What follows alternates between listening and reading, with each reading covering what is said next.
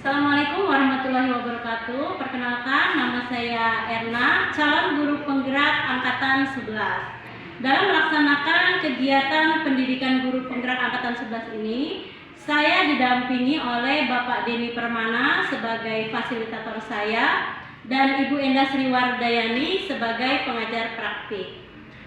Pada kesempatan kali ini saya juga ingin mengucapkan terima kasih kepada Kepala Sekolah SD Kalimulia 3 yaitu Ibu Lia Emilia SPD beserta Dewan Guru dan staf SDN Kalimulia 3 yang selalu mensupport dan mendukung kegiatan saya di sekolah. Berikut adalah kegiatan diseminasi budaya positif yang telah saya lakukan di sekolah. Selamat menyaksikan. Wassalamualaikum warahmatullahi wabarakatuh.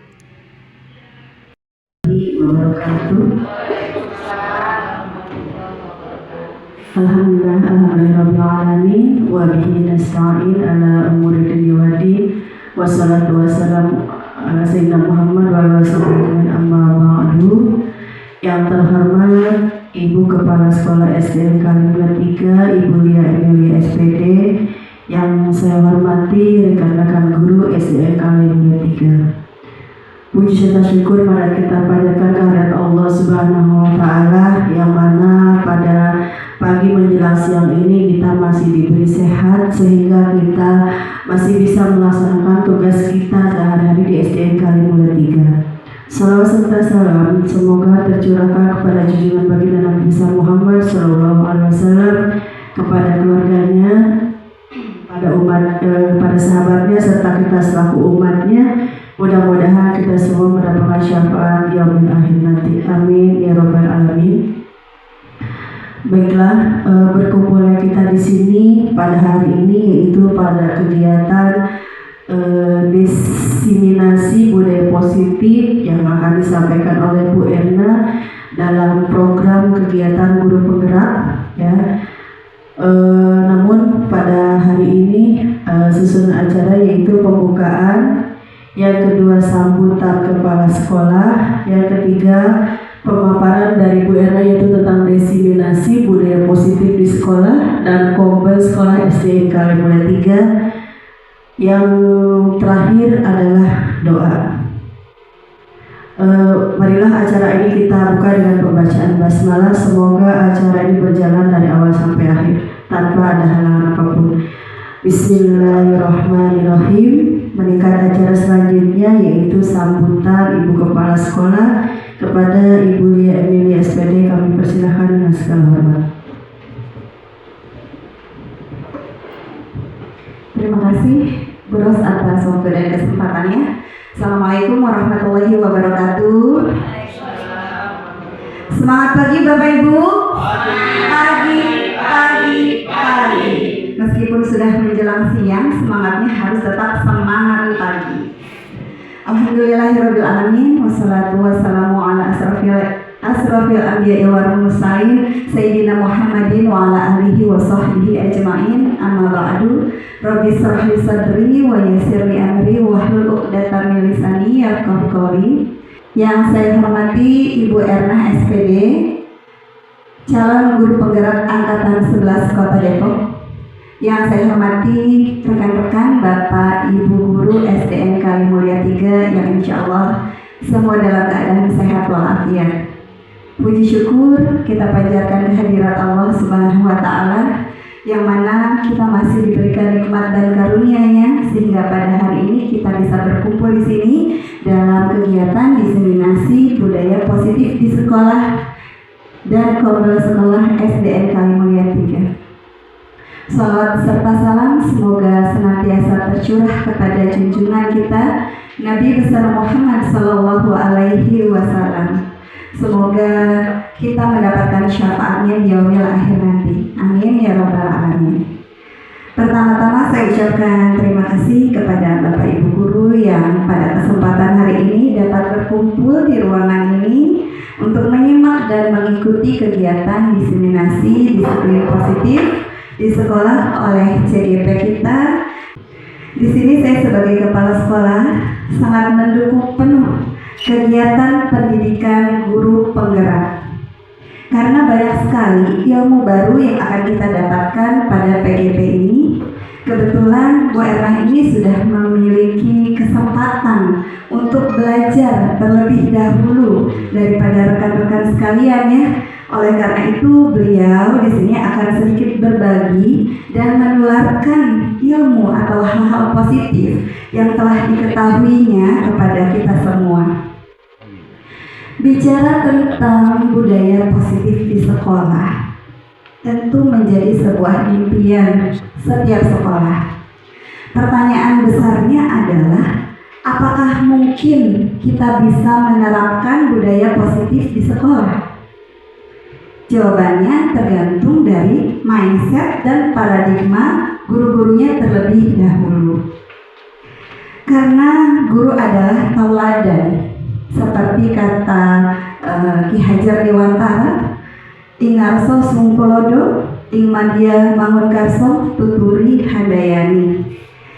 Guru harus memiliki pola pikir yang terbuka, adaptif terhadap perubahan zaman, dan menjadi teladan bagi murid-muridnya. Bagaimana kita bisa membangun disiplin positif jika kita tidak memberikan contoh disiplin tersebut terhadap murid-murid kita? Selain mengajar dan memberikan evaluasi, guru itu harus bisa menjadi role model bagi murid-muridnya. Berikan keteladanan kepada mereka agar mereka tidak kehilangan arah. Untuk membangun budaya positif di sekolah, sinergitas sangat diperlukan. Semua stakeholder harus saling mendukung dan bahu-membahu. Ini bukan hanya tugas saya sebagai kepala sekolah atau tugas Bu Erna saja sebagai guru penggerak di sekolah ini, tapi menjadi tanggung jawab kita bersama. Di sini tidak ada yang lebih hebat. Kita semua hebat jika kita mau belajar dan berkolaborasi. Tidak ada orang yang terlatih, yang ada adalah orang yang selalu mau berlatih. Bapak Ibu sekalian, demikian sambutan saya. Semoga bisa memberikan getaran positif di hati rekan-rekan semua. Selanjutnya lebih lengkap akan dipaparkan oleh Bu Erna. Harapannya setelah diseminasi ini adalah kita sebagai guru di SDN Kalimulya 3 ini dapat bergerak dan menggerakkan. Wabillahi taufiq wal hidayah. Wassalamualaikum warahmatullahi wabarakatuh.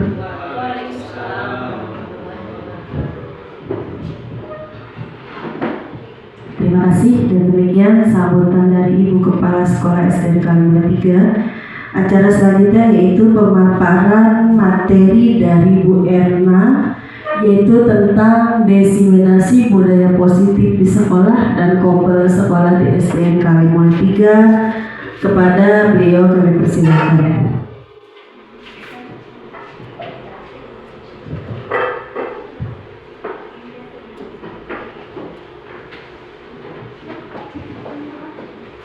Terima kasih Bu Rosia. Assalamualaikum warahmatullahi wabarakatuh. Selamat siang Bapak dan Ibu guru.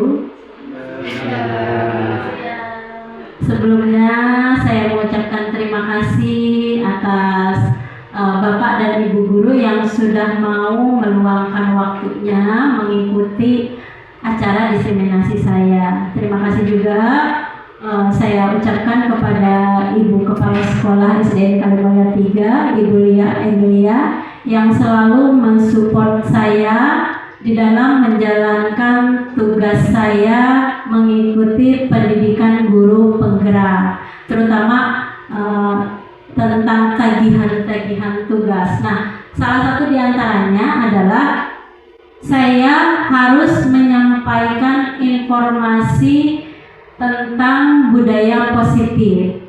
Nah, di sini saya bukan mau menunjukkan saya sudah bisa atau apapun. Di sini hanya sekedar berbagi tentang apa yang sudah saya dapatkan dalam pendidikan guru penggerak.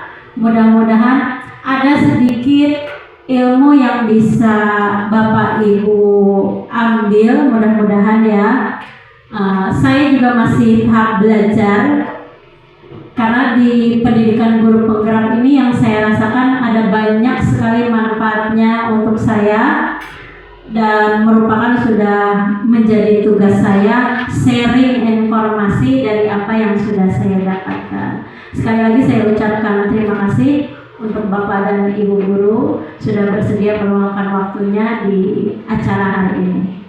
Baik, saya buka slide sebentar.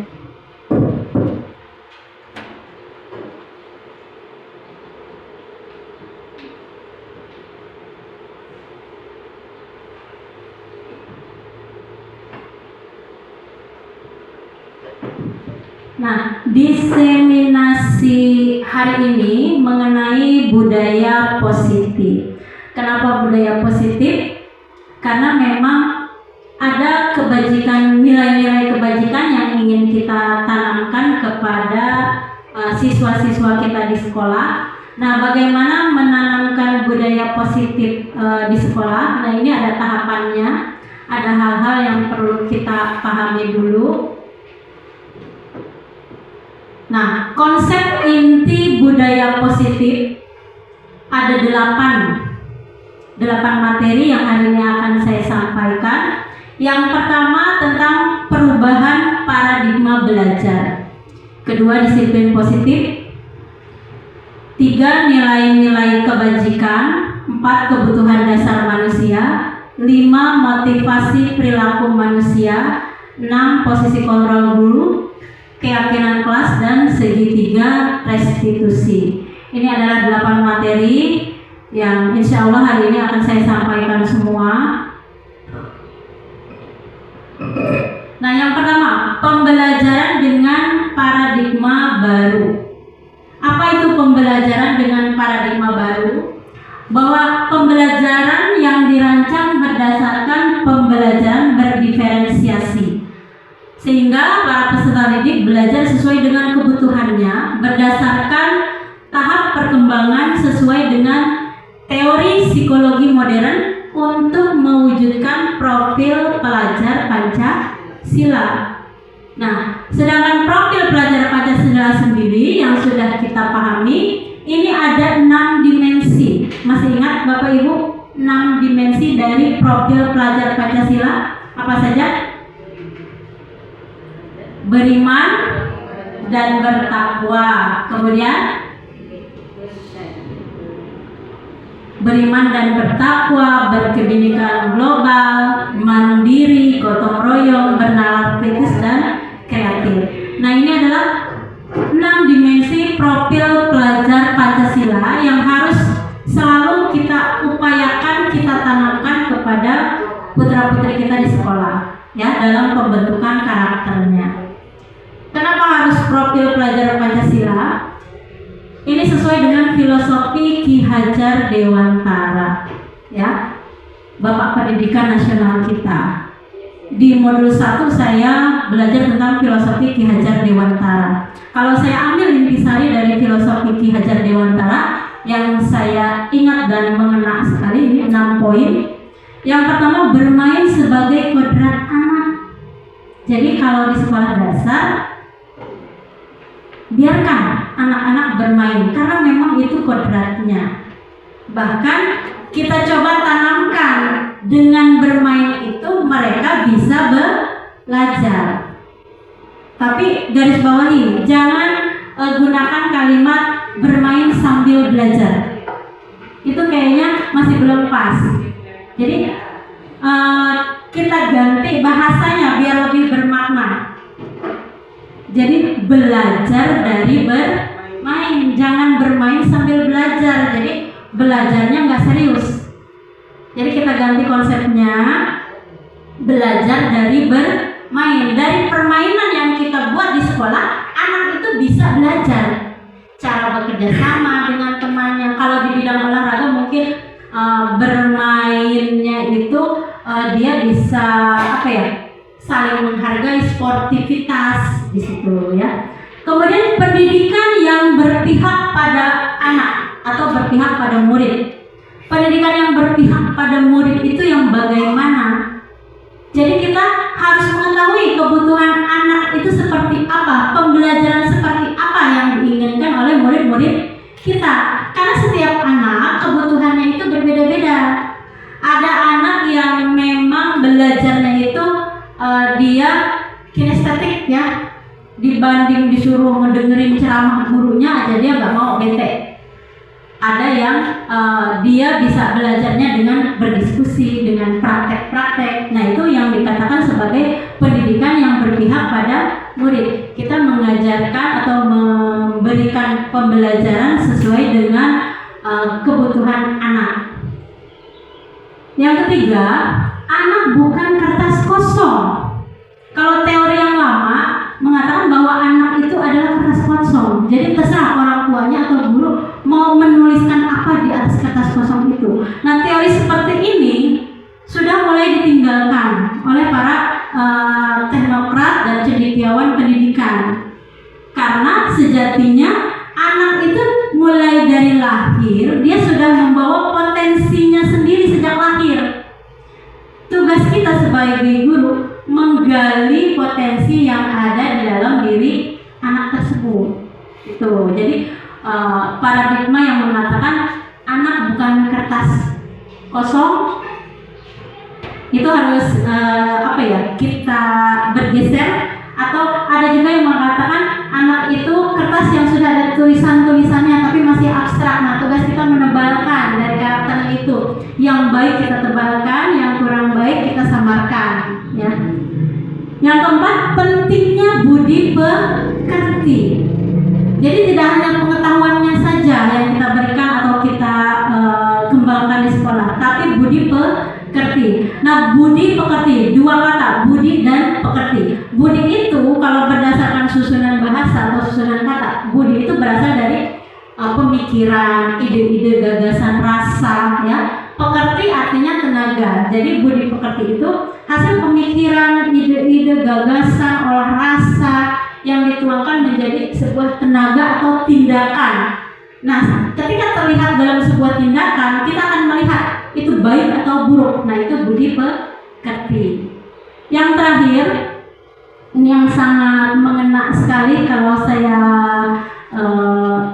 pelajari, guru adalah petani kehidupan. Kok guru petani kehidupan sih?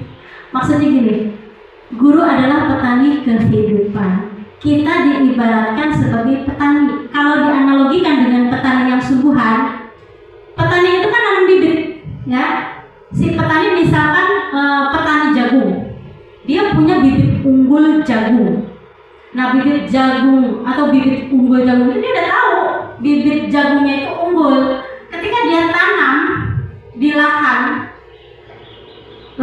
tanahnya itu tanah yang subur, tapi si petaninya misalkan cuma ngelemparin begitu aja bibit jagungnya, tanpa dia tengok-tengok itu ladangnya, tanpa dia kasih pupuk, pengairan atau lain sebagainya, kira-kira jagungnya itu tumbuh bagus atau enggak? Bagaimana Bapak Ibu?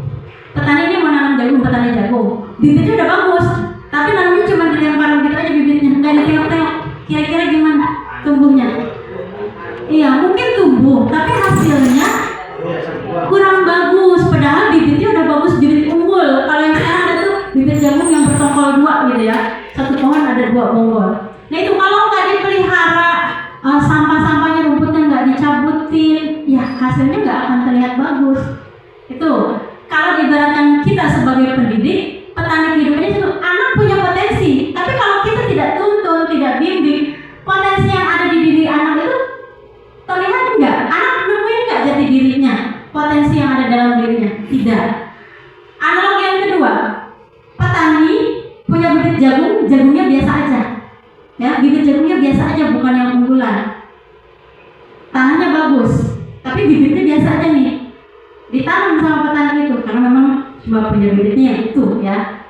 Nah, ketika ditanam, dia perlakukan bibit jagung itu dengan sedemikian rupa. Dia beli pupuk yang bagus, dia tengokin, dia siram. Kira-kira pohon jagungnya itu tumbuh. Dan pohon jagungnya itu saya yakin akan tumbuh menjadi pohon jagung yang bagus sesuai dengan versi yang terbaik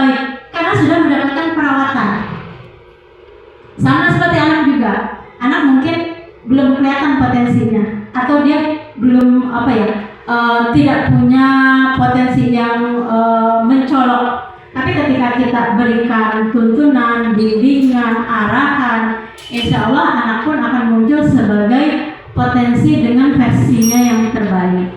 Itu ya Bapak dan Ibu. Selanjutnya,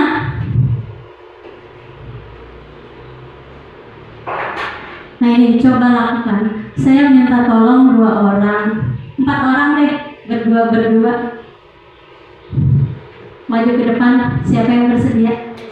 Ya, Bu Al, Pak Holid, terus Bu Al sama Bu Lala, boleh. Ya, janjian, Bu Al sama Pak Holid atau Bu Al sama Bu Ros? Bu Lala sama Pak Holid atau siapa? Janjian berdua. Bu Al sama Pak Holid menghadap ke sana. Janjian yang jadi si A siapa, yang jadi si B siapa? Sini A. Bu Lala A, Pak Holid A, Bu AA B. Sini Bu Al. Bu Al ketok, umpetin, pegang. Nih, terserah ini si A atau si B. Ketok, ya. Nah, Bu AA dan nggak usah pakai si A si B juga apa-apa, saya udah kenal namanya ya. Bu A dan Bu Lala punya sesuatu barang yang berharga di kepalang tangannya. Nah, sekarang tugasnya Pak Holid sama Bu Ros berusaha mengambil barang yang ada di tangan Bu Lala sama Bu Aal. Kira-kira Bu Ros bisa nggak? Terserah, pakai cara bagaimanapun, mau ngebujuk, ngerayu, atau mau diomelin kek, ya silakan. Bisa dipahami? Terserah, pokoknya intinya Bu Al mau ngasih nggak, itu yang Bu Al pegang.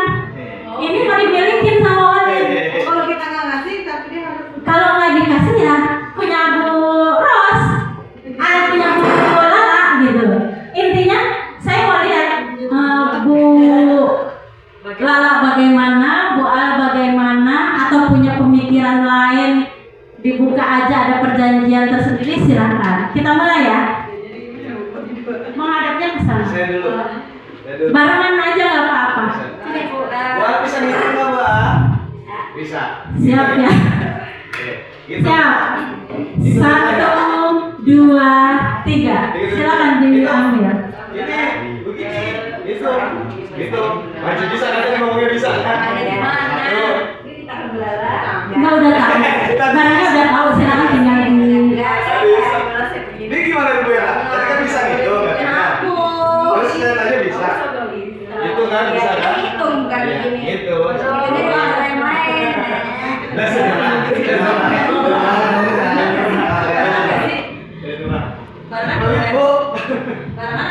Pokoknya terserah dengan Bu Lala. Enggak, sendiri ini lah urusan Bu. Saya minta doang bisa lagi lagi.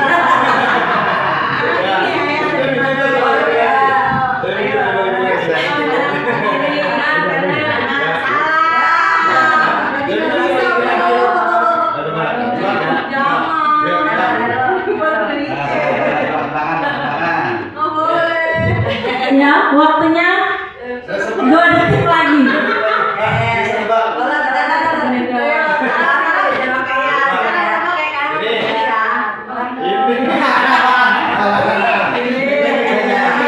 Oke, terima kasih.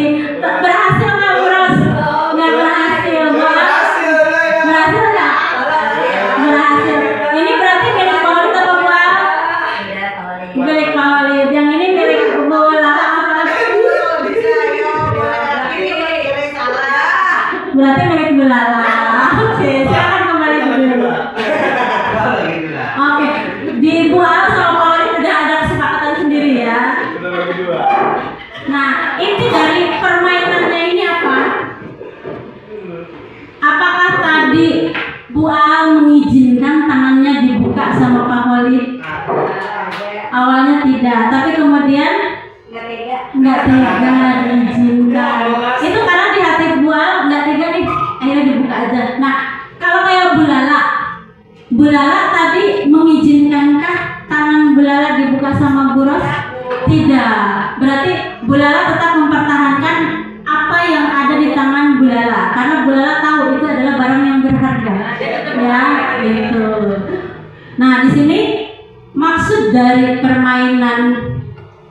tadi artinya bahwa kita sendirilah yang memegang kontrol atas kepalan tangan kita sendiri. Apakah kita mau membuka atau menutup kepalan tangan kita, itu tergantung pada diri kita masing-masing, sesuai dengan kebutuhan dasar kita pada saat itu. Kalau tadi di awal Bu A tidak mau membuka, karena kebutuhan dasar Bu A itu saya harus mempertahankan. Ini sesuatu yang berharga untuk saya. Tapi di akhir kegiatan, Bu A menyerah juga. Saya buka juga nih, ya, karena ada alasan tertentu. Sampai di ending akhirnya kita bagi dua, ya.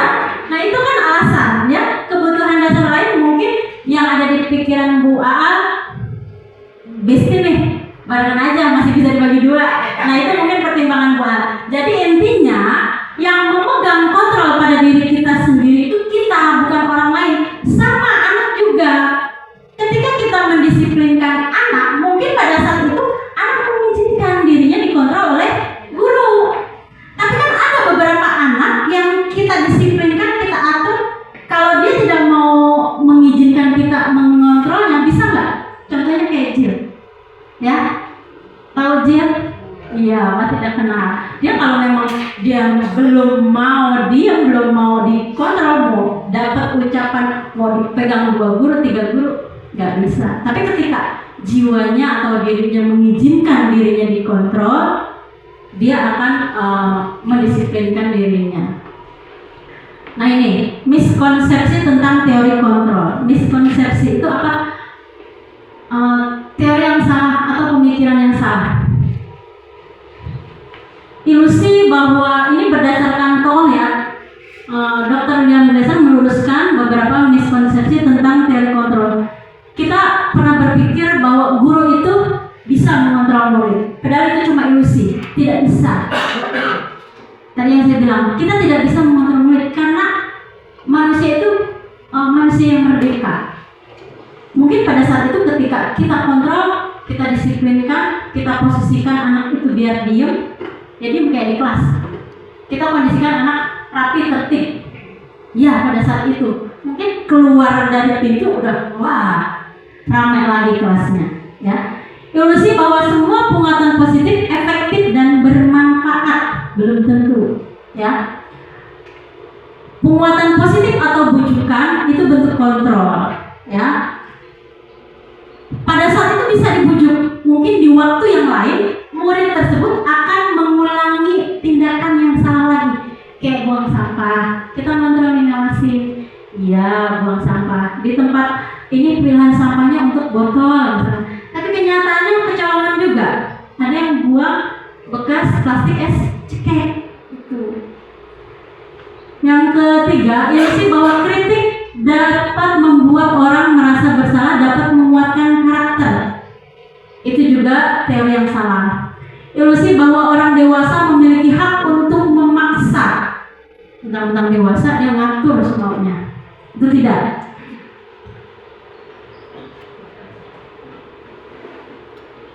Mari sekarang kita berubah dari paradigma stimulus respon kepada pendekatan teori kontrol yang dikembangkan oleh Dr. William. Artinya kalau stimulus respon yang kemarin kita berpikiran kita ini manusia sama-sama makan nasi apa segala macam pemikirannya, ya, sama-sama tinggal di bumi. Nah, kita ubah bahwa realitasnya kebutuhan kita itu berbeda, satu sama lain berbeda. Yang kedua, semua orang melihat yang sama, tapi semua orang atau setiap orang itu memiliki gambaran pemikiran yang berbeda. Baik untuk saya, menurut cara pandang saya, belum tentu baik untuk Bu Rini misalkan. Jadi dengan belajar seperti ini kita bisa merefleksi diri. Oh, saya melakukan ini itu untuk kebaikan. Ya itu kan pendapat kita. Orang belum tentu pandangnya sama seperti kita. Itu ya Bapak Ibu. Jadi lebih ke merefleksi diri bahwa kita itu berbeda. Jadi yang paling penting di sini adalah komunikasi. Selanjutnya, memahami konsep budaya positif. Standar Nasional Pendidikan. Tujuan mulia dari penerapan disiplin positif adalah agar terbentuk murid-murid yang berkarakter, berdisiplin, santun, jujur, peduli, bertanggung jawab, dan merupakan pembelajar sepanjang hayat sesuai dengan standar kompetensi lulusan yang diharapkan. Sekarang saya punya pertanyaan. Menurut Bapak dan Ibu, silakan berpikir satu kata yang berhubungan dengan disiplin. Menurut Bapak dan Ibu, kalau berpikiran disiplin, satu kata aja. Apa? Silakan pegang mic-nya. Taat. Taat. Menurut Paulus, taat. Dia dapat kata taat. Menurut Bu Ros?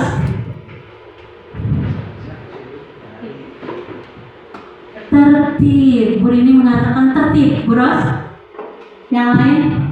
Iya, buat teratur. Ada lagi?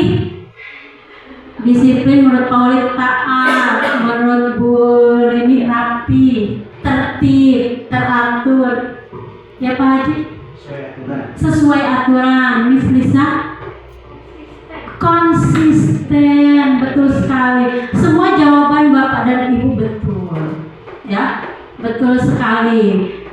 Ada beberapa cara pandang melihat kata disiplin. Nah, di sini berdasarkan pandangan umum yang umumnya orang banyak lihat, kata disiplin ini berhubungan dengan tata tertib, teratur, kepatuhan pada peraturan yang tadi Pak Haji sebutkan. Ada juga yang berpikiran bahwa kata disiplin sering dihubungkan dengan hukuman.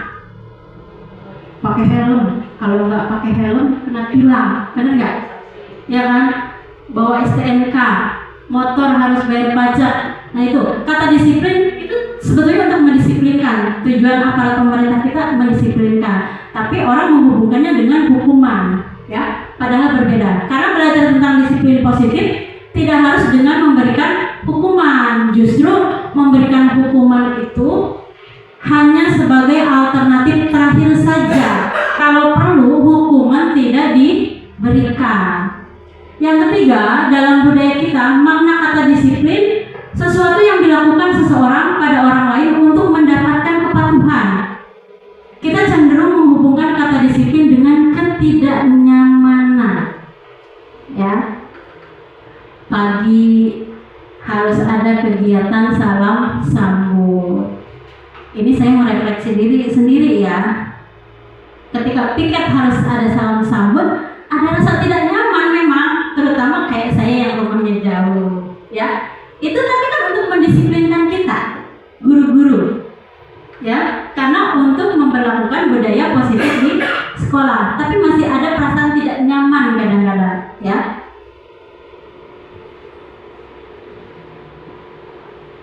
Nah, disiplin menurut para pakar pendidikan, Ki Hajar Dewantara menyatakan bahwa untuk mencapai kemerdekaan atau dalam konteks pendidikan kita saat ini, menciptakan murid yang merdeka, syarat utamanya adalah harus ada disiplin yang kuat. Disiplin yang dimaksud adalah disiplin diri, bukan disiplin yang dibuat oleh orang lain.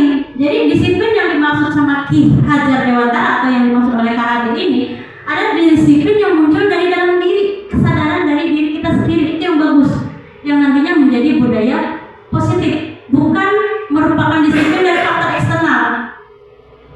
Kalau misalnya, oh saya harus salam sambut, faktor eksternalnya ntar nggak difoto, ntar bu kepala sekolah marah misalnya. Nah, itu baru faktor eksternal, ya. Tapi kalau sudah faktor internal, mau difoto kayak dikirim di grup atau enggak, kalau saya mau melaksanakan tugas saya sebagai guru harus menyambut siswa, itu berjalan dengan mengalir begitu saja. Nah itu kalau sudah sampai ke tahap yang seperti itu, kita sudah punya disiplin diri, faktor internalnya sudah muncul di kita. Tapi kalau masih faktor eksternal, budaya positifnya belum dapat. Itu ya Bapak Ibu. Nah intinya, disiplin positif adalah salah satu cara penerapan disiplin yang bertujuan untuk menumbuhkan menumbuhkan motivasi internal dan kesadaran anak untuk melakukan sesuatu tanpa paksaan, penghargaan, ataupun hukuman. Ya. Kita lanjut tentang nilai-nilai kebajikan. Apa sih nilai-nilai kebajikan? Nilai-nilai kebajikan itu adalah nilai kebajikan atau nilai-nilai yang disepakati bersama, tapi terlepas dari suku, bangsa, agama, bahasa maupun latar belakang. Ya, itu nilai kebajikan yang nggak bawa embel-embel yang tadi yang saya bilang. Contoh nilai kebajikan yang harus ditanamkan di sekolah diantaranya religius, ya, religius sesuai dengan keyakinan, ya, jujur, toleransi, disiplin, kerja keras, kreatif, mandiri, demokratis, rasa ingin tahu, semangat kebangsaan, cinta tanah air, menghargai prestasi, bersahabat, cinta damai, gemar membaca, peduli lingkungan, dan peduli sosial. Itu adalah nilai-nilai kebajikan. Kebutuhan dasar manusia. Nah, ini juga penting sekali. Kebutuhan dasar manusia adalah segala sesuatu yang kita lakukan untuk mendapatkan apa yang kita inginkan. Seluruh tindakan yang kita lakukan itu memiliki tujuan tertentu, dan semua usaha terbaik yang kita lakukan adalah dalam rangka agar kebutuhan dasar kita dapat terpenuhi dengan baik. Itu kebutuhan dasar manusia. Motifnya itu biar kebutuhan dasarnya terpenuhi. Ada 5 kebutuhan dasar manusia. Yang pertama, kebutuhan bertahan hidup. Ini udah gak bisa ditawar-tawar. Kalau kebutuhan bertahan hidup, ini berhubungan dengan kelangsungan hidupnya manusia. Yang termasuk kebutuhan bertahan hidup adalah kebutuhan akan makanan, intinya sandang, pangan, papan, ya, itu yang paling pokok, ya, kebutuhan dasar manusia bertahan hidup. Kemudian kebutuhan kasih sayang dan rasa diterima. Bahasa Inggrisnya bacanya apa ini, Bu Lala? Love and belonging, ya, Marisa. Benar nggak? Ya, love and belonging. Artinya kebutuhan kasih sayang, tentang rasa diterima oleh semua orang, dipedulikan, berbagi, kerjasama, kemudian dianggap menjadi bagian dalam sebuah kelompok. Itu adalah kebutuhan akan kasih sayang. Kebutuhan ini kita udah terpenuhi belum? Sudah? Alhamdulillah. Kebutuhan kesenangan, bermain, humor, antusiasme, dan tertawa. Kalau kita sudah merasakan itu semua, berarti sudah terpenuhi kebutuhan dasar kita. Selanjutnya, kebutuhan kekuasaan dan penguasaan, power, harga diri, keinginan untuk dianggap, memimpin, berpartisipasi, diakui, dan didengar. Itu termasuk kebutuhan kekuasaan dan penguasaan. Kalau di rumah saya sudah terpenuhi kebutuhan dasarnya, ya, jadi di sekolah saya tidak bermasalah dengan kebutuhan ini karena di rumah saya mengatur, ya, alhamdulillah sudah terpenuhi, jadi tidak kurang. Kemudian kebutuhan kebebasan, freedom, benar benar, iya, freedom, mandiri, memiliki pilihan, mencoba hal baru, mampu mengendalikan arah dirinya. Bonus udah belum ini? Mandirinya udah belum? Belum. Oh udah. Nggak bisa memotor jalan kaki, ya. Nah itu mandiri. Tahu aja. Nah ini 5 kebutuhan dasar manusia. Mudah-mudahan semua kebutuhan ini kita sudah terpenuhi sehingga kita tidak mencari-cari lagi. Kalau salah satu kebutuhan dasar ini ada yang belum terpenuhi, biasanya kita mencari. Kenapa kita harus paham tentang 5 kebutuhan dasar ini, atau guru itu harus paham tentang 5 kebutuhan dasar siswa? Kenapa? Untuk mengetahui murid kita ini kalau kita sudah tahu murid itu kebutuhan dasarnya sudah terpenuhi atau belum, ini sangat penting untuk mengetahui kebutuhan dasar murid agar kita memahami setiap alasan dibalik sikap dan tindakan murid kita. Contohnya untuk tindakan yang berlawanan dengan nilai kebajikan, maka perlu kita perhatikan untuk dicari solusi. Karena kalau diabaikan akan menciptakan lingkungan yang kurang kondusif bagi siswa lain. Ketika seorang murid melakukan sesuatu perbuatan yang bertentangan dengan nilai kebajikan atau melanggar peraturan, hal itu sebenarnya dikarenakan mereka gagal memenuhi kebutuhan dasar mereka. Saya juga ada banyak kasus Bapak Ibu guru di kelas, kayak Niken kemarin ya, itu mamanya itu setelah bercerita kepada saya, Niken itu Bu anaknya harus sering ditepuk dadanya, setiap hari harus ditanya keadaannya. Nah, ketika saya belajar ini, saya jadi berpikir, berarti ada kebutuhan dasarnya yang belum terpenuhi. Kira-kira kalau kasus Niken yang ada di kelas saya, kebutuhan dasar apa yang belum didapatkan oleh Niken? Kasih sayang. Yang pemikiran saya juga sama kayak gitu. Dia kebutuhan dasarnya dia nggak terpenuhi, kasusnya sebetulnya itu. Makanya kadang-kadang hal kecil apapun setelah orang tuanya bilang gitu, saya nanya sama dia setiap kali, udah sarapan belum? Kamu udah jajan belum? Bawa uang jajan enggak? Gitu.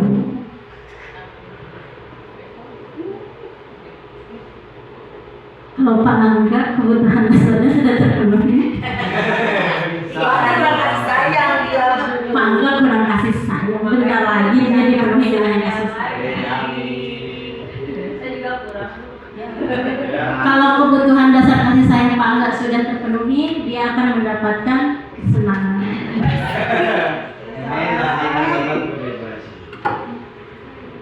Materi berikutnya, motivasi perilaku manusia. Kata motivasi sendiri menurut Kamus Besar Bahasa Indonesia, motivasi itu adalah dorongan yang timbul pada diri seseorang secara sadar atau tidak sadar untuk melakukan suatu tindakan dengan tujuan. Jadi melakukan tindakan ada tujuannya, itu namanya motivasi. Itu menurut Kamus Besar Bahasa Indonesia. Nah, Diane Goshen dalam bukunya Restructuring School Discipline menyatakan ada 3 motivasi perilaku manusia. Yang pertama, untuk menghindari ketidaknyamanan atau hukuman. Yang kedua, untuk mendapatkan imbalan dari orang lain atau institusi. Dan yang ketiga, untuk menghargai diri sendiri. Yang tadi di awal saya bahas. Motivasi itu ada 2. Ada yang berasal dari luar atau motivasi eksternal, dan ada yang berasal dari dalam diri atau disebut motivasi internal. Nah, kalau untuk menghindari ketidaknyamanan atau hukuman dan untuk mendapatkan imbalan dari orang lain, motivasi yang dilakukan seseorang untuk melakukan tujuan tersebut ini masih berasal dari faktor eksternal.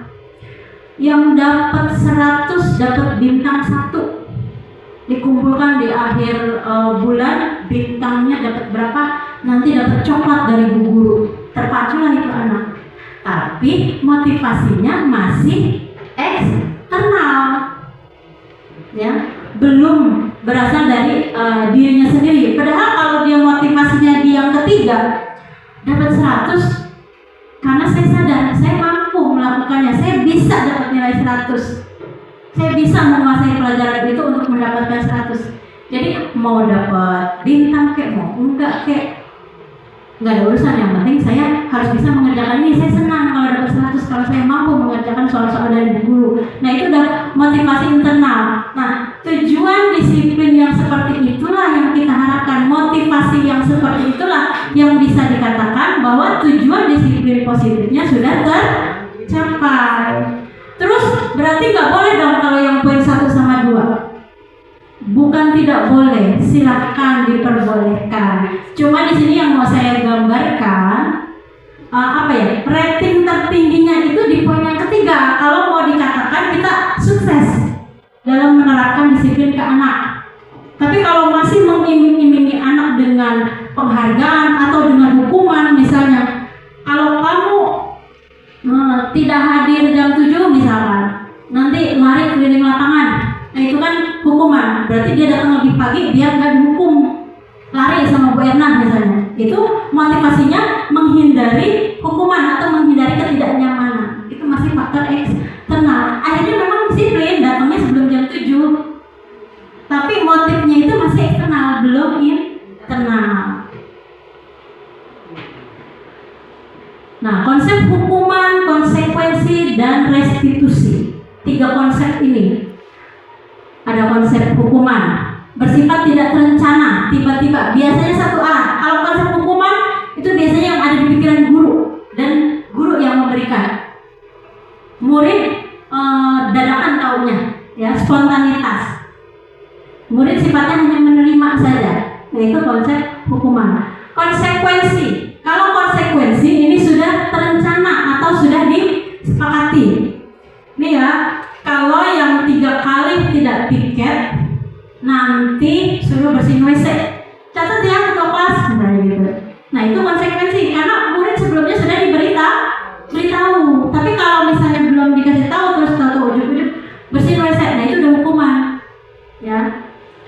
Restitusi yang ketiga. Restitusi ini sebuah pendekatan untuk menciptakan disiplin positif.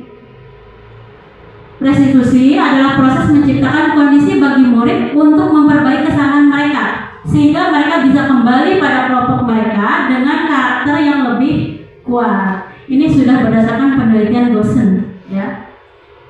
Nah, restitusi juga merupakan proses kolaboratif yang mengajarkan murid untuk mencari solusi untuk masalah mereka sendiri. Nah, yang paling bagus daripada memberikan hukuman atau konsekuensi, kita melakukan restitusi. Jadi kita cuma mengarahkan. Nah, nanti di sini ada slide berikutnya ya tentang restitusi yang lebih dalam. Biar nggak ulang-ulang, kita lanjut ini dulu. Ini perbedaan antara hukuman, konsekuensi, dan restitusi. Hukuman termasuknya gagal. Tapi kalau konsekuensi dan restitusi, identitasnya sukses. Bisa dianggap sukses. Kalau hukuman perilakunya pasif agresif. Konsekuensi penguatan hanya bertahan. Jadi konsekuensi ini berhasil mendisiplinkan, cuma tidak bertahan lama. Gitu. Tapi kalau restitusi, masalah terpecahkan dan kedepannya ada kemungkinan si anak sudah tahu apa yang harus dia lakukan dan cara memperbaiki dirinya. Yang kedua, sistem tidak akan berjalan bila murid tidak takut. Hukuman itu nggak akan berlaku kalau muridnya kebal, udah nggak ada takut-takutnya sama gurunya. Suruh lari ke lapangan, gampang, 3 lari doang. Gitu. Nggak ngefek jadinya, walaupun dikasih hukuman. Kalau konsekuensi memerlukan monitoring dan supervisi terus-menerus dari guru. Yang tadi saya bilang, kita memberikan konsekuensi telat 3 kali berturut-turut nanti.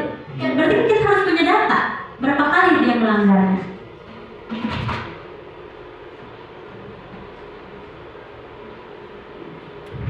Identitas gagal, identitas sukses. Ciri-cirinya atau dampaknya. Kalau hukuman, dampak pada murid itu, murid akan mungkin marah, merasa bersalah, rendah diri, mengasingkan diri.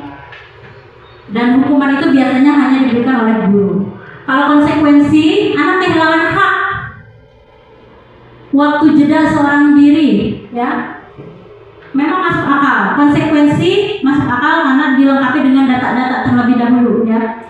Kalau restitusi, anak tidak kehilangan waktu, namun lebih bersemangat untuk memperbaiki diri. Jadi ketiga macam dari hukuman, konsekuensi, dan restitusi, ini yang paling bagus adalah restitusi yang diharapkan kita semua bisa menerapkannya di kelas. Ya, restitusi yang paling baik. tindakan guru. Mencatat 100 kali di dalam buku kalimat, saya tidak akan terlambat lagi karena terlambat ke sekolah. Nah, nanti Bapak Ibu perhatikan, ini termasuk hukuman atau konsekuensi. Saya share link kuisisnya ya, isi sendiri ya. Atau mau di sini aja? Di sini aja sama-sama.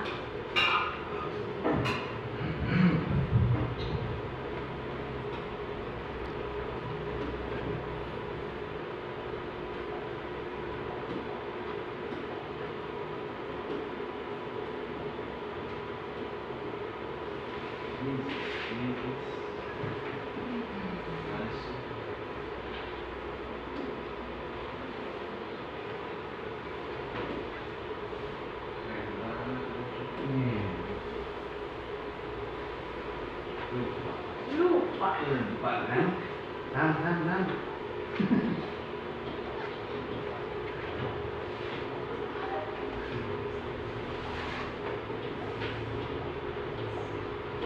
Bismillah, mudah-mudahan tidak salah.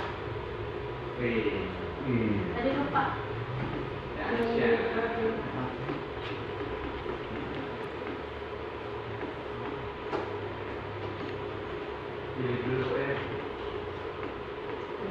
Udah ada, tinggal buka.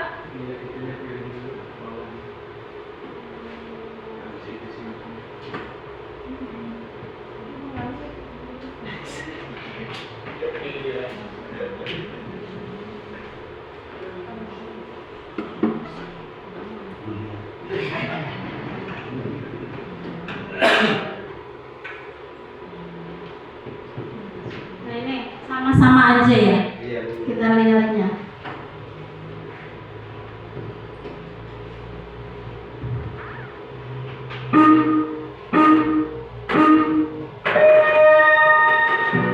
Nah ini, mencatat 100 kali di dalam buku kalimat, saya tidak akan terlambat lagi. Yang mana?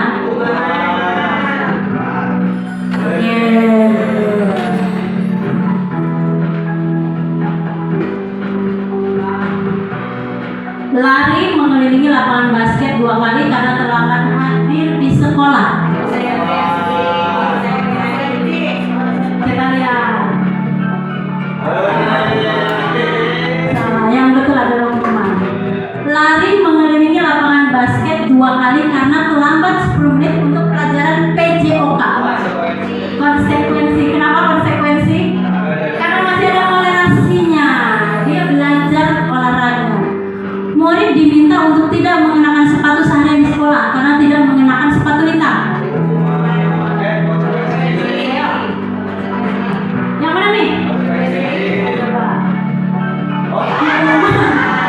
Hukuman. Menggantikan kertas tugas teman yang telah dicoret-coret. Konsekuensi. Betul sekali.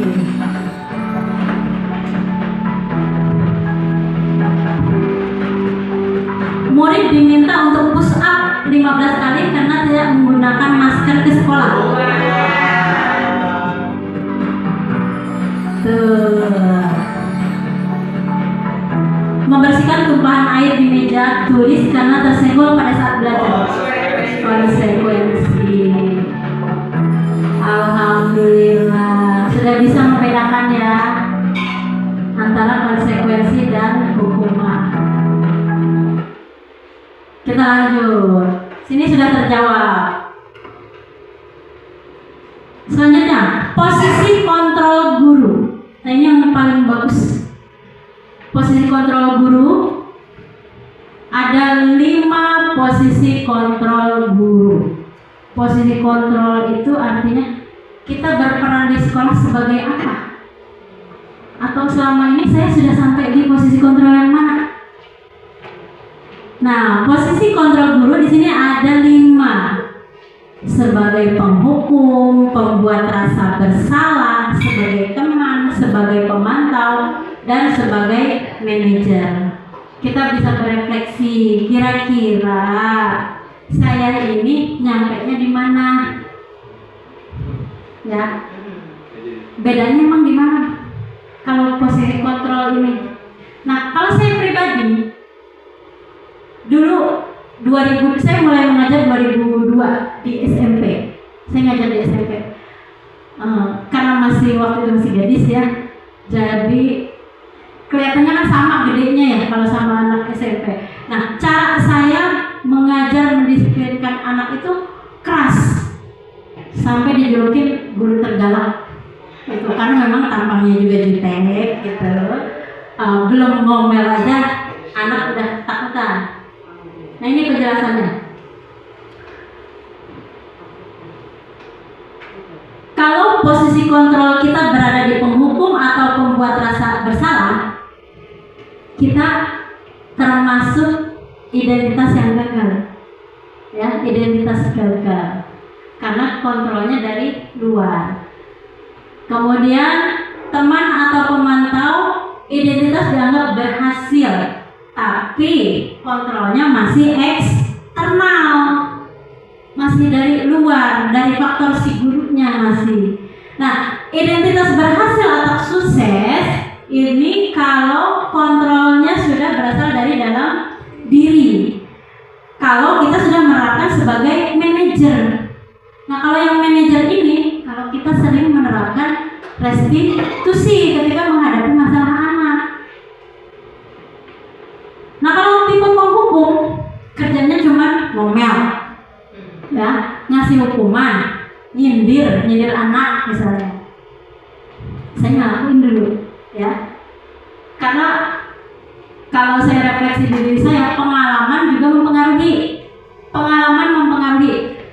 Berapa lama kita mengajar itu menjadikan pembelajaran juga bagi diri kita. Sejalan perjalanan kita mengajar itu, kalau yang saya refleksi ke diri saya, ada yang kita lihat, oh, ngelakuin ini ternyata tidak efektif ya, gitu. Nah, saya baru tahu ilmunya itu sekarang.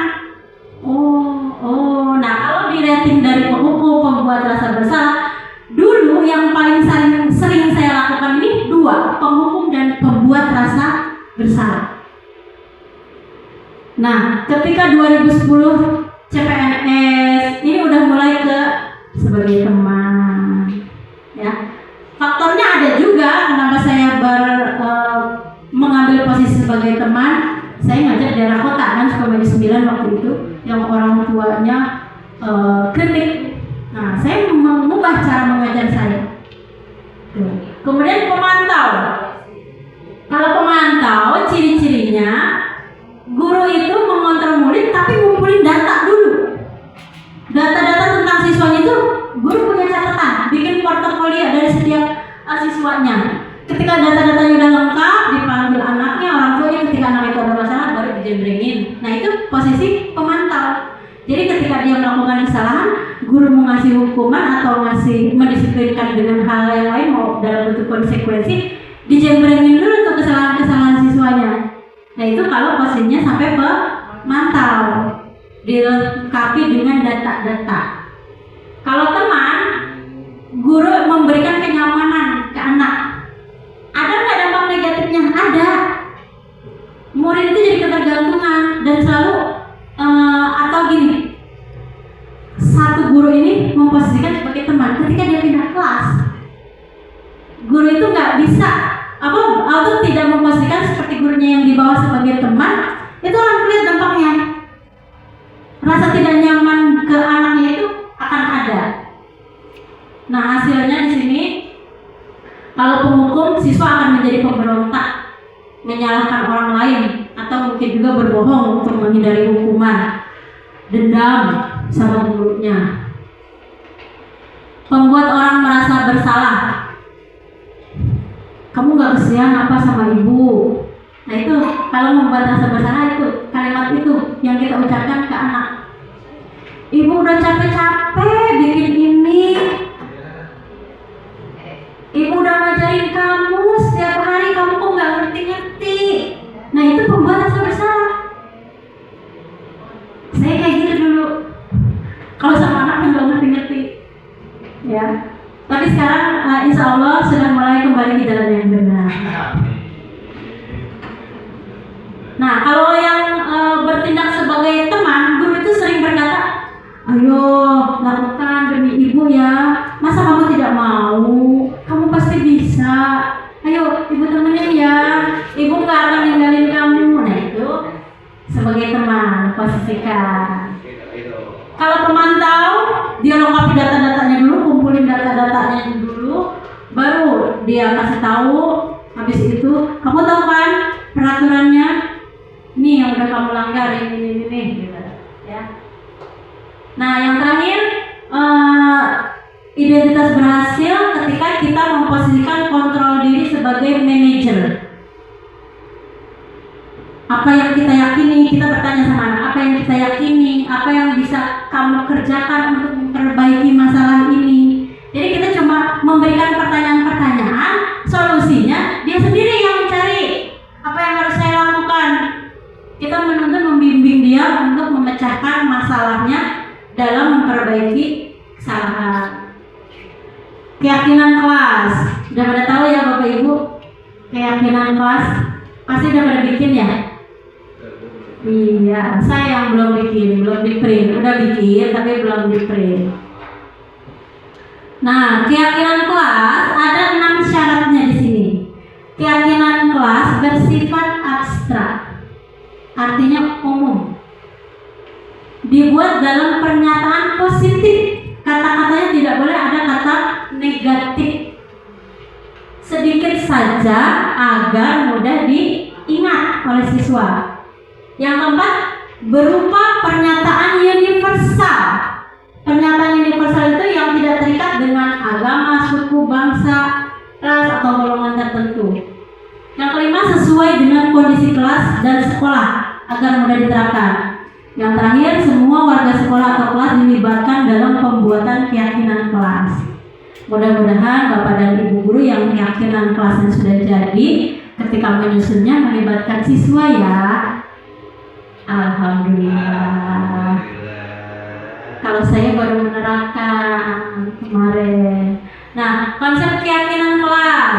Kalau kita analogikan tadi, pertanyaannya tadi, mengapa kita memiliki peraturan tentang penggunaan helm saat mengendarai motor? Jawabannya keselamatan. Benar nggak? Oh, bisa. Bisa. Atau ada jawaban lain? Apa? Biar nggak ditilang, ya kan? Biar nggak kepanasan. Nah, mengapa kita memiliki peraturan tentang penggunaan masker dan mencuci tangan? Kemungkinan jawabannya untuk kesehatan dan keselamatan. Kalau zaman COVID, selamat biar nggak kena COVID kan mati lagi misalnya.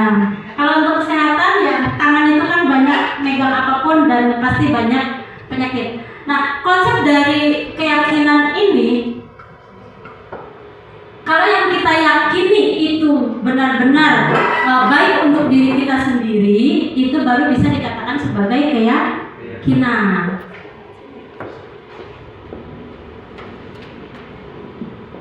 Nah ini nilai-nilai keselamatan atau kesehatan yang tadi sudah disebutkan, yaitu nilai-nilai kebajikan universal yang disepakati secara tersirat dan tersurat terlepas dari latar belakang. Jadi kesehatan itu kan gak ada hubungan mau agama apapun, penting untuk kesehatan, ya, dari negara manapun, bahasa. Nah di sini lepas dari latar belakang suku, negara, bahasa maupun agama, seperti keadilan juga sama, dia universal nilai kebajikannya ya, kehormatan, peduli, integritas, kejujuran, pelayanan dan lain sebagainya. Contoh peraturan di sini, kembalikan barang ke tempatnya. Kira-kira nilai kebajikan yang dituju apa? Kembalikan barang kepada tempatnya. Tanggung jawab masuk ya. Ini nilai-nilai kebajikan yang kita mau ambil dari peraturan yang kembalikan barang ke tempatnya. Tanggung jawab, terus disiplin juga masuk ya. Dilarang mengganggu orang lain. Kira-kira nilai kebajikannya apa? Saling menghargai, saling menghormati. Bisa dipahami nggak? Jadi nilai kebajikan itu hal-hal yang baik yang ingin dimunculkan, nilai-nilai kebajikan.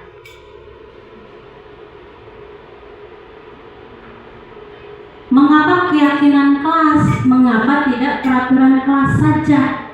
Apa bedanya? Apa bedanya? Kalau peraturan biasanya identik dengan hukuman kalau yang melanggar, ya. Kalau keyakinan biasanya sesuatu yang memang sudah kita sepakati. Nah, kalau peraturan biasanya satu arah, guru yang bikin, nggak perlu ngobrol dulu sama siswa. Nah, tadi pertanyaannya, mengapa keyakinan, mengapa tidak peraturan? Karena untuk mendukung tumbuhnya motivasi intrinsik, artinya motivasi dari dalam diri siswa, harus dengan mengembalikan nilai-nilai keyakinan yang diharapkan akan lebih menggerakkan seseorang dibandingkan mengikuti serangkaian peraturan. Nah, ini hal-hal yang perlu diperhatikan dalam pembentukan keyakinan kelas, ya. Bersifat abstrak dulu, kita memberikan anak-anak itu, coba menurut kamu peraturan di sekolah. Kalau ada yang tertulis, kita suruh tuliskan. Kalau tidak ada yang tertulis, kita pikirkan aja. Kira-kira peraturan apa nih? Bikin peraturan kelas dulu. Tidak boleh terlambat datang ke sekolah, gitu kan? Tidak boleh membuang sampah sembarangan. Tidak boleh bertengkar di kelas. Itu peraturan ya. Anak kan nyebutin tuh. Kemarin saya gitu. Anak tuh nyebutin banyak, ada 10, masing-masing kelompok beda-beda. Keyakinan kelas berupa pernyataan universal. Nah, dari peraturan kelas itu nanti dibuat keyakinan kesepakatan kelas dulu. Dan kesepakatan kelas itu apa?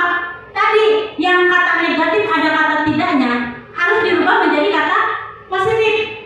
Ya, kalau tidak terlambat datang ke sekolah, misalkan kesepakatannya apa? Datang tepat waktu. Tidak boleh mengganggu teman, berarti saling menyayangi, misalkan. Tidak boleh mencoret-coret tembok, kata positifnya apa? Menjaga fasilitas sekolah. Bisa dipahami ya? Jadi dari peraturan diubah dulu menjadi kata positifnya. Terus kan ada yang sama itu, kayak mencoret-coret tembok, mencoret-coret meja. Itu kan bisa tidak mengganggu fasilitas sekolah. Iya, peraturan bisa banyak, terus kita ubah, kita kerucutkan lagi. Peraturan yang udah dibikin sama anak misalkan 20. Setelah kita teliti, dirubah jadi kata positif, ini nyambungnya, ini masih sama nih. Dikerucutkan lagi jadi 15.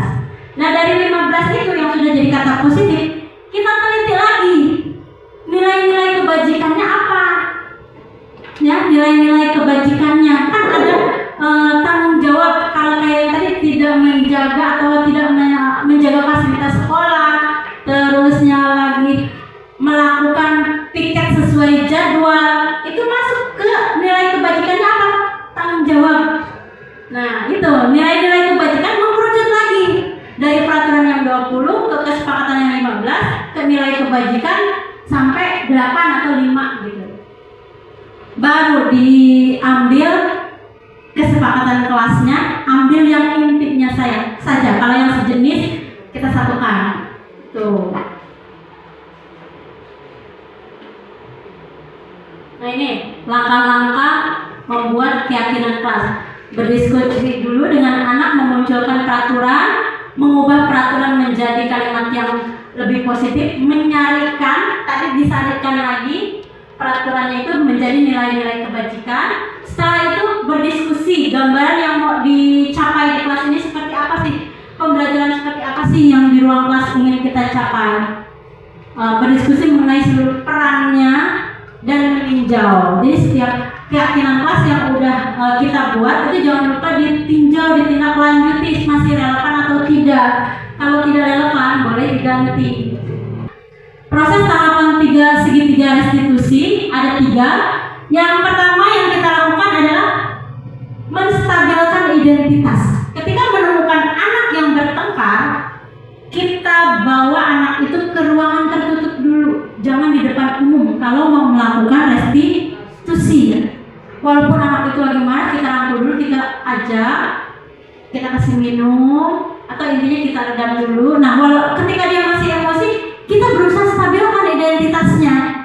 Caranya gimana? Dengan mengucapkan kata-kata atau kalimat-kalimat reflektif. Setiap orang pasti pernah melakukan kesalahan, ibu juga sama, ibu dulu juga gitu. Jadi bikin dia untuk tenang. Kamu bukan satu-satunya orang yang pernah melakukan kesalahan ini.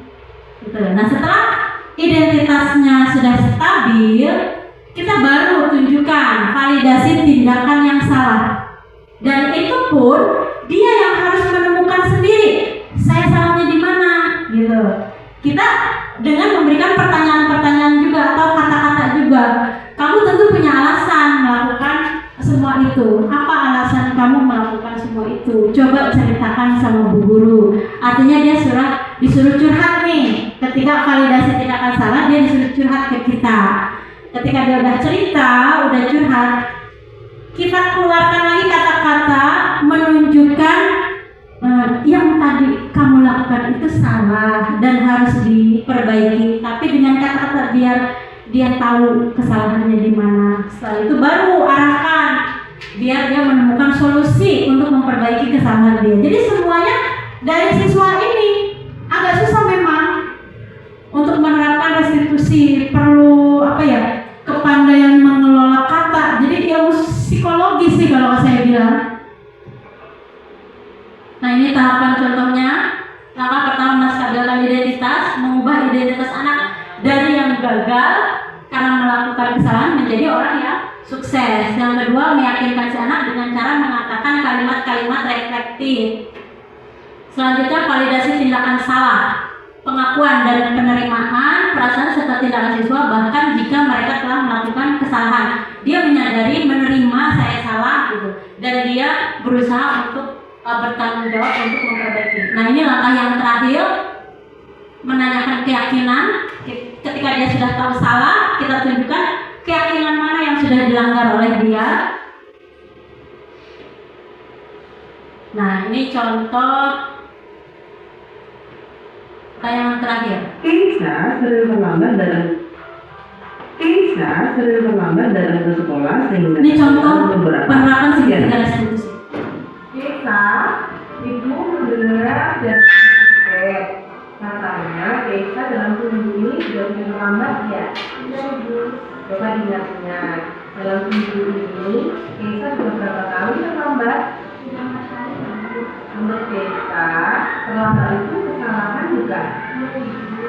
Nah, Keisha tidak ada manusia sempurna. Itu pun juga pernah seperti Keisha terlambat dalam sekolah. Tapi hari ini bisa kita selesaikan bersama. Kita cari solusinya bersama ya. Apa Keisha mau coba ini? Keisha, ibu tahu Keisha terlambat sendiri pasti punya alasan. Kenapa Keisha?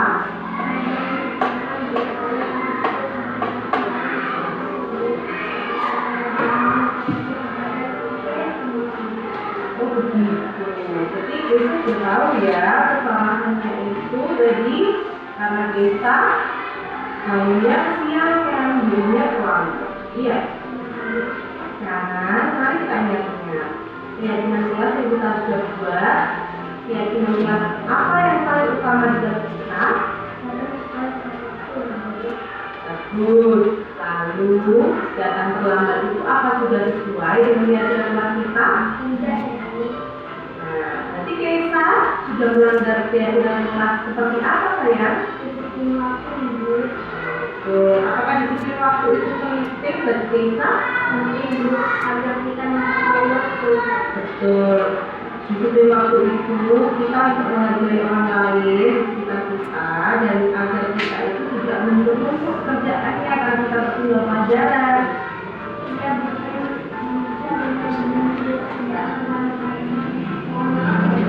Kita makan, kita juga minta maaf. Lalu apa yang kita lakukan agar kita tidak terlambat lagi? Bagus, kita sudah menemukan solusinya. Berharap kita sudah bisa melakukan hal itu dengan baik. Dan besok akan terapi ya. Nah, sekarang menuju kelas ya.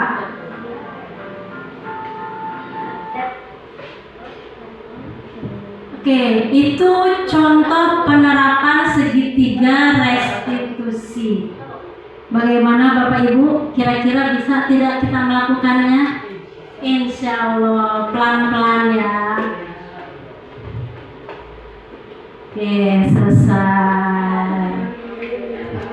Saya kira hanya itu yang bisa saya sampaikan. Mudah-mudahan ada sedikit yang bisa dibawa pulang. Silakan nanti kita berefleksi sendiri di rumah. Ketika di posisi kontrol, saya sudah sampai di tahap yang mana sih? Itu tujuannya agar kedepannya kita bisa memberikan layanan terbaik kepada murid-murid kita.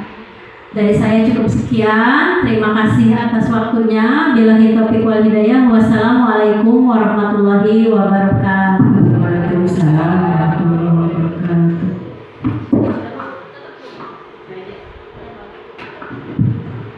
Demikian pemaparan dari Bu Erna, materi yang telah disampaikan. Mudah-mudahan apa yang telah disampaikan oleh Bu Erna dapat kita pahami dan kita bisa terapkan di kegiatan kita sehari-hari dalam mendidik anak-anak di SD Kalimulya 3. Meningkat acara selanjutnya itu doa.